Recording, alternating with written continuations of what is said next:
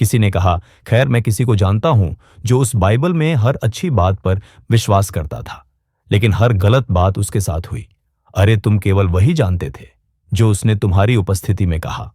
तुम नहीं जानते थे उसने परमेश्वर के सामने क्या कहा जब वह अकेला था और वह नहीं जानता था उसके हृदय में क्या था। आओ, बहुत से सकारात्मक सोच रखने वाले लोग हैं जो नॉर्मन विंसेंट पील के अनुसार सकारात्मक सोच रहे हैं, न कि बाइबल के अनुसार। वे उन लोगों की किताबें पढ़ रहे हैं जिन्हें दुनिया ने सफल कहा है, और वे नहीं बाइबल का अध्ययन कर रहे। बाइबल जीवन देती है। मनुष्य केवल तुम्हें अपनी ही दर्शन दे सकता है और वह काम नहीं करेगा। हम उन लोगों का कितना सम्मान करते हैं जिन्होंने बहुत धन प्राप्त कर लिया है और बहुत प्रसिद्धि पा ली है, और भूल जाते हैं कि वास्तव में क्या मायने रखता है। सच्चा जीवन चीजों में नहीं है। मैं यहां सुनाता हूं, केवल सच्चा जीवन चीजों में नहीं है और प्रसिद्ध होने में नहीं है। संसार तुम्हारी प्रशंसा करेगा जब तुम वह करोगे जो उन्हें पसंद है, लेकिन तुम कुछ ऐसा करो जो उन्हें स्वीकार नहीं, तो वे उससे नफरत करेंगे। उदाहरण देखो, यीशु, उन्होंने कभी मनुष्य को प्रसन्न करने की खोज नहीं की, फिर भी वह इस ग्रह पर आने वाले सबसे महान मनुष्य हैं। क्या यीशु तुम्हें प्रेरित करते हैं? अपना जीवन यीशु और उनके जीवित वचन पर बनाओ। किसी दार्शनिक पर अपना जीवन मत बनाओ। ज्ञान उम्र और अनुभव से नहीं आता। ज्ञान परमेश्वर की आत्मा से आता है, और उस क्षेत्र में कोई अनुमान नहीं है।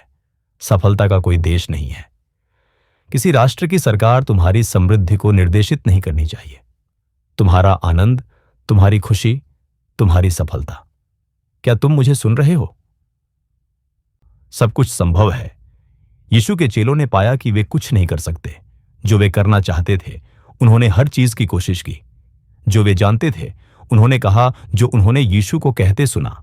उन्होंने किया जो उन्होंने उन्हें करते देखा, और फिर भी वह काम नहीं किया, तो वे यीशु के पास आए।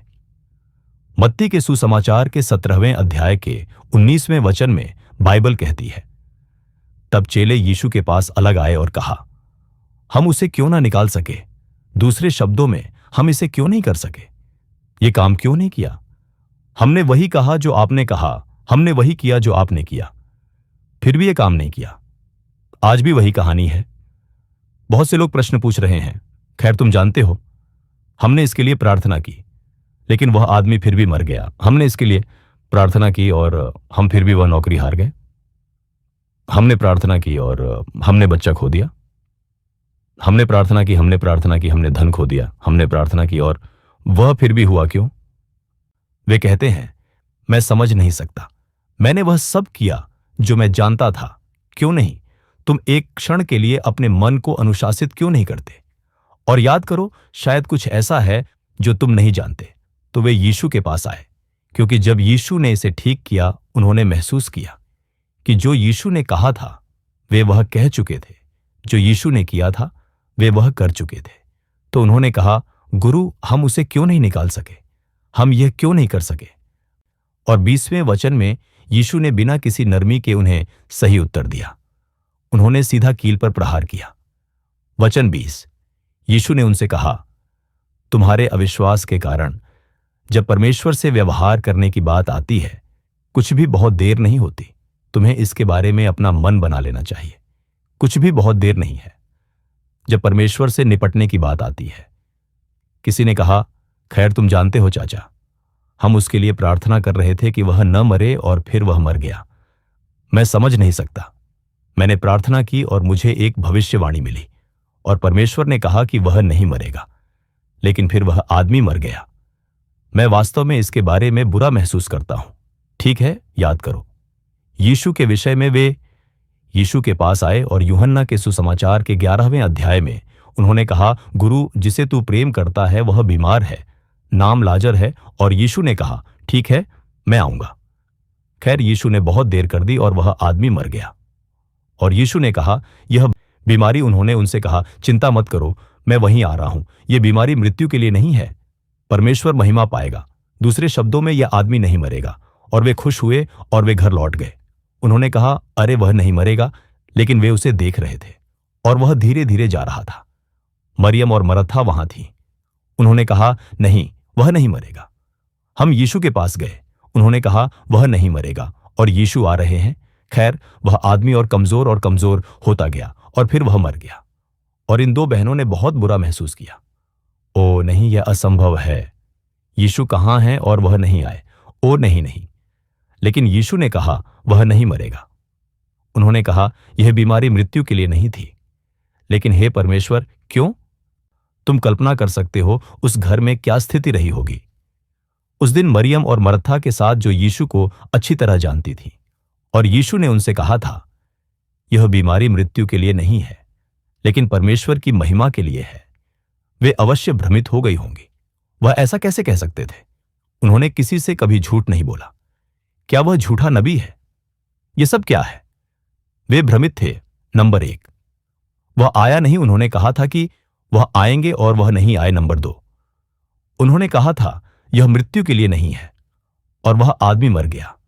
खैर, उन्होंने उसे दफना दिया। 4 दिन बाद वह दफनाया जा चुका था। यीशु आते हैं। वह नगर के फाटक पर पहुंचते हैं।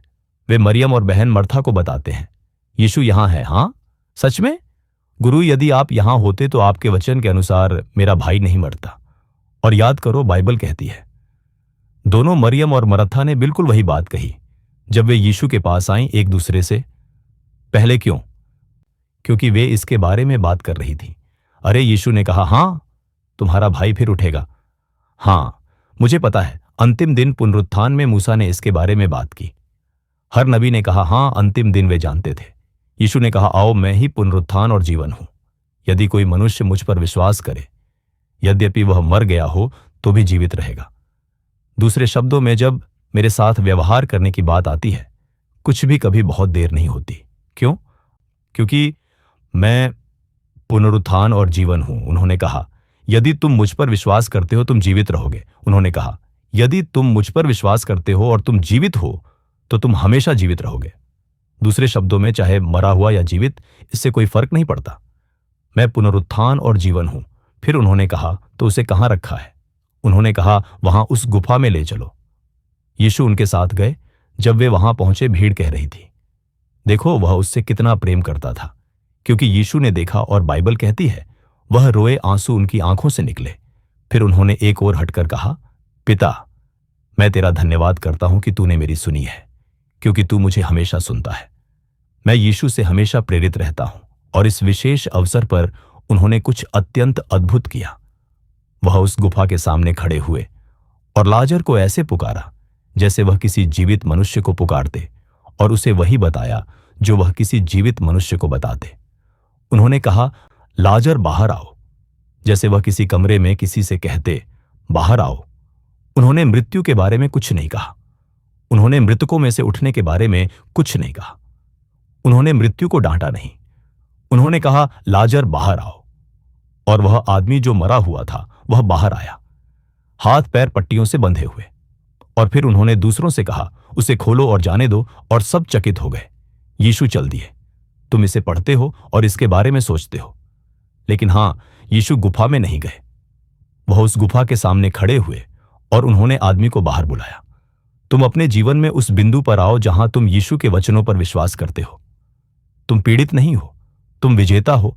तुम जानते हो, कुछ लोग ऐसा कहते हैं ओह, वह पेट दर्द महसूस कर रही है और परिवार चिंतित हो रहा है। यह पेट दर्द, तुम शिकायत कर रही हो। क्यों तुम परीक्षण नहीं करवाती?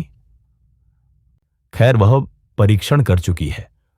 और उन्होंने कहा किसी ने एक बुरी बात कही और दूसरे ने दूसरी बात कही, और उन्होंने कहा ठीक है, लेकिन वह अभी भी पीड़ित है, कोई दवा काम नहीं कर रही। खैर ठीक है, उसे विदेश ले चलो। तो वे उसे न्यूयॉर्क शहर ले जाते हैं और वह वहां पहुंचती है। वे जांच करते हैं। वे कहते हैं ओह, यह कैंसर है। क्या होता है? पूरा परिवार क्यों रोता है? उनके लिए मृत्यु की मुहर लग चुकी है। वे उसे वापस उड़ाकर लाते हैं और उसे सर्वश्रेष्ठ उपचार देने की कोशिश करते हैं, क्योंकि वह वैसे भी मरने वाली है। तो वे पहले ही पूछने लगते हैं कितना समय है, क्योंकि कैंसर एक हत्यारा है। कितना समय है? खैर 6 महीने अधिकतम, और कभी कभी 2 साल भी, लेकिन यह इस पर निर्भर करता है कितना फैल चुका है। तो वे कहते हैं खैर अधिकतम 6 महीने, यह समय। ओह, तो वे उसे वापस लाते हैं। वे कहते हैं वह कैंसरग्रस्त है, और हर कोई उसके मरने की तैयारी शुरू कर देता है। क्यों? बहुत देर हो चुकी है। तुमने हमें पेट दर्द के बारे में शुरू में क्यों नहीं बताया?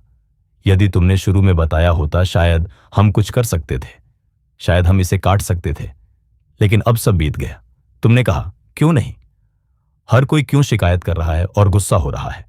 क्योंकि उनके मन में बहुत देर हो चुकी है। कुछ भी अब संभव नहीं, कुछ भी कभी बहुत देर नहीं है। वह तुम्हारे व्यर्थ वर्षों को बहाल करेगा। वह कहता है, जो टिड्डियों ने खाया मैं बहाल करूंगा। उसने अब्राहम से कहा, तुम्हें एक पुत्र होगा। अब्राहम ने कहा, मेरी आयु में? परमेश्वर ने कहा, आराम करो, तुम देखोगे। उसने सारा से कहा, तुम्हें एक पुत्र होगा। वह हंसी। परमेश्वर ने कहा, तुमने क्यों हंसा? उसने कहा, मैंने नहीं हंसा। उसने कहा, लेकिन तुमने हंसा है। उसने कहा, तुम देखोगी, तुम्हें पुत्र होगा। हाँ, बस 25 साल की उम्र में। मैं तुम जानते हो, कुछ लोग सोचते हैं, खैर मैं 33 का हूं, क्या यह संभव है कि मुझे बच्चा हो सके? मेरी माहवारी भी अब नियमित नहीं है, मैं केवल 5 महीने में एक बार होती हूं। वे कहते हैं यह असंभव है। खैर, इस समय को सुनो और ध्यान से सुनो। श्रीमती अब्राहम, सारा नाम की उन्हें महीना बिल्कुल नहीं आता था, वह पूरी तरह खत्म हो चुका था। लेकिन बाइबल कहती है, परमेश्वर किसी का पक्ष नहीं लेता। जो वह एक के लिए करता है वह सबके लिए करेगा। समान परिस्थितियों में, दूसरे शब्दों में, यदि तुम उस पर विश्वास करते हो, परमेश्वर का संतान बांझ नहीं हो सकता। क्या तुम समझते नहीं? तुम गर्भवती होगी उस दिन जब तुम उस पर विश्वास करोगी। तुम कहते हो, मैं विश्वास करती हूं। यदि तुम विश्वास करती हो तो वैसे ही बोलो। कुछ कहते हैं, ओह काश यह सच होता। ओह, यह सुनने में अच्छा लगता है। ठीक सुनो, यीशु झूठ बोल रहे हैं। ठीक है, तुम्हें परमेश्वर पर पूर्ण विश्वास होना चाहिए कि वह झूठ नहीं बोलता। यदि तुम परमेश्वर में विश्वास करती हो, जैसे यीशु ने कहा मरकुस 11:22 में, उन्होंने कहा परमेश्वर में विश्वास रखो। ठीक है, मार्जिन कहता है परमेश्वर का विश्वास रखो। ठीक, अच्छा, तो यदि तुम परमेश्वर में विश्वास रखने जा रही हो या परमेश्वर का विश्वास रखने जा रही हो, तो परमेश्वर और उसका वचन एक है। तुम्हें वचन पर विश्वास करना चाहिए। कुछ भी बहुत देर नहीं है। तुम्हें ज्यादा विश्वास की जरूरत नहीं है।